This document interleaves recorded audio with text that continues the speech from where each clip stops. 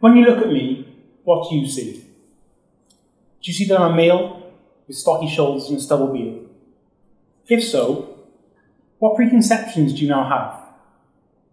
Do you think that I can be aggressive? Do you think I'm ashamed to cry? Do you think I fancy women? The truth is, I would not judge you for what you thought, because as a psychologist, I'm particularly interested in the way society shapes how we view men.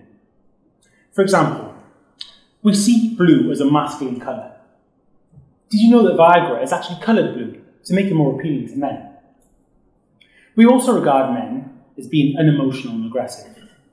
Throughout time, from hunter-gatherers to soldiers in world wars, societies needed men to hide their emotions and fight, as this would help ensure their survival and the protection of their loved ones.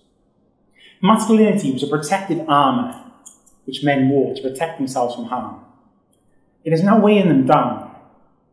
Suicide is the biggest killer of men, aged 20 to 49. Some men would literally prefer to kill themselves than be considered weak or ask for help. And that's why research comes in. The aim of my thesis was to explore the conceptions of masculinity for men with a history of violent offending. I interviewed 10 men who resided in a secure forensic unit due to the violent acts they committed. I found that these men strived to be one of three types: an assured maverick, a calm conformist, or a nurturing divider. And these are not your standard masculine stereotypes. These men wanted to be nice guys, but found it difficult to walk the tightrope of masculinity, where too little can result in vulnerability, and too much can result in aggression. Unfortunately, these men fell on the side of aggression, as the wind of life was just too strong, and the armour of masculinity, which society had placed upon them, was just too heavy. So maybe now it's time for psychology and society more generally to take inspiration from feminism.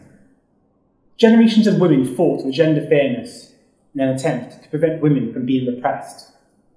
Maybe it's time we start to do the same for men, to help men break free from pressures to conform to outdated social roles that are currently doing them harm. In case you're still wondering, I do fancy women. I sometimes become aggressive, but I do cry sometimes, and that's okay. Thank you.